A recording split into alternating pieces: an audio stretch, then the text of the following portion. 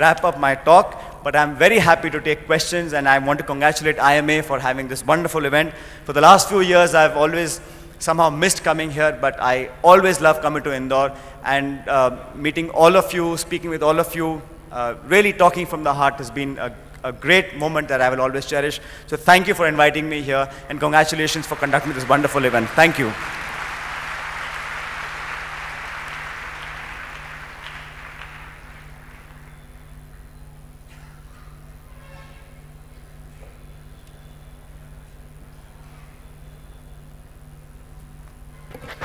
Since Mr. Pilot has to leave by the 5 o'clock flight, we have only 10 minutes to take the questions. So I have the questions with me. I'll take the first question, please. Thank you, Mr. Pilot, in the first place. The question is, why Indian government people are more concerned about the global development than the internal deficiencies and disturbances? Why the Indian government or the people are more concerned about global development than the internal deficiencies and the disturbances? I think that's more relevant to the media.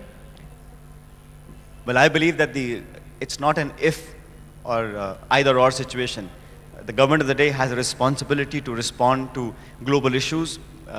We are a very important member of the global community. We have a role to play in multilateral platforms, in foreign affairs. But at no time, and I can tell you, all politics around the world is local. So the most important aspects for our governance are local issues, issues that concern our citizens, what we can do to make laws, policies, programs. That is, of course, the primary concern. But you cannot not discharge your responsibility as a country, as a sovereign state, where your inputs, your advice is sought. And whether it's the G20 or the UN, the Prime Minister, especially Dr. Manmohan Singh, is often looked upon as someone that people look for counseling and for advice. And India's size and economy is such that our role globally is very, very important. But at the same time, clearly, the domestic issues always are the top of our priority. Thank you, sir. This is from a young student of a college, 18 years of age. There's no name mentioned, though. Any of the party comes to the government, would you think they would be able to overcome the problems that the country is facing today? Any political party that comes to the government, do you think they will be able to overcome the problems that the country is facing today? Well, someone has once said that no matter who you vote for, the government always comes in.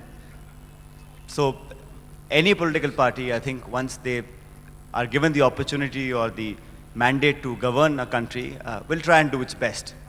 I don't want to be political and say that mine is the only or the best political party, but the people decide. So every 5 years there is election, and the collective wisdom and mandate of 1 billion people is something that we cherish and we care for. But in my personal opinion, I believe a political party that has a pan-India presence, that understands the problems of the furthest districts in India, because India is a very difficult country to govern, whether it's the northeast, whether it's Jammu and Kashmir, whether it's the southern parts of India, and we have a million issues burning small fires all the time. So to be able to govern satisfactorily a country like India, I think a large party which has a history and a presence and is sensitive to the issues which people and communities have is very important.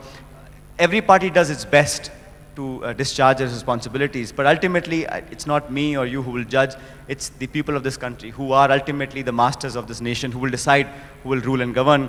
I can only tell you that my party has been in power for the last 7.5 years. We won the elections in 2009 with a much larger mandate. There's a reason behind it. We initiated some laws which are truly path-breaking, whether it's the right to information, right to work in the NREGA, right to education, and now hopefully we'll have right to food security.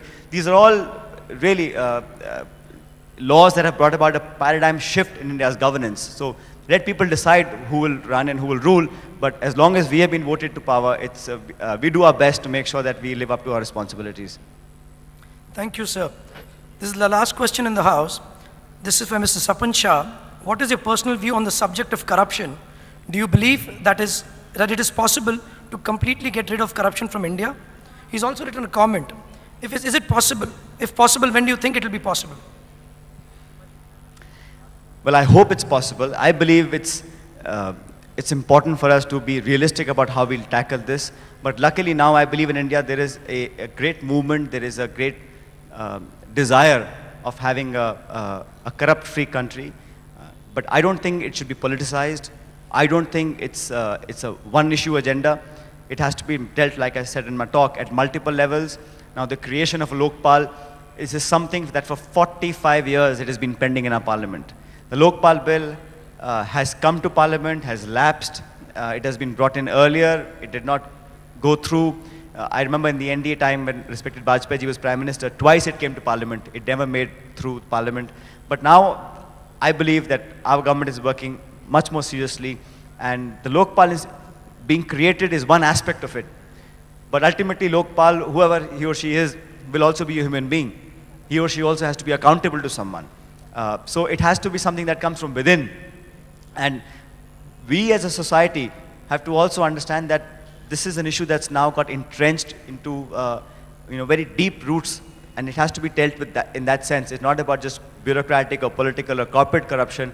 It's also about the corruptions and the lowering of our morals. I mean, let's be honest about it. All of us deal with this, whether it's paying off a traffic challan or whether it's getting a small thing done or buying tickets in a cinema hall. I mean, these are all things that we have to collectively work as a society. So clearly the responsibility is with the government, and we're doing all that we can, whether it's the judicial accountability, whether it's the institution of the Lokpal, whether it's having reforms in the political funding of elections for political parties. I think judiciary, bureaucracy, the executive, as well as civil society, and the media, we all have to get this menace of corruption out of our systems, not just for today, but more importantly for us to have a much safer, better, secure India, so that we can be all proud of it. It has to be done at a war footing, and it will recall the collective efforts of everybody. Thank you, sir. We now move on to the closing ceremony of the session, please. Can I now request Mr. Sunil Chodia to present a memento as a token of love and appreciation?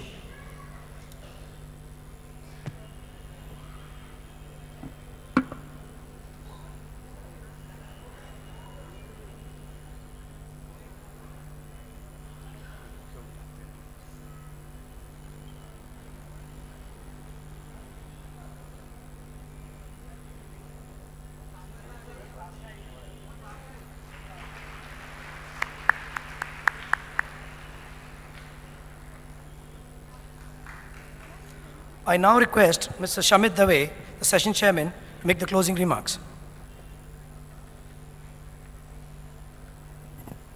Dear ladies and gentlemen, Sachin, thank you very, very much for taking your time and coming all the way to Indore.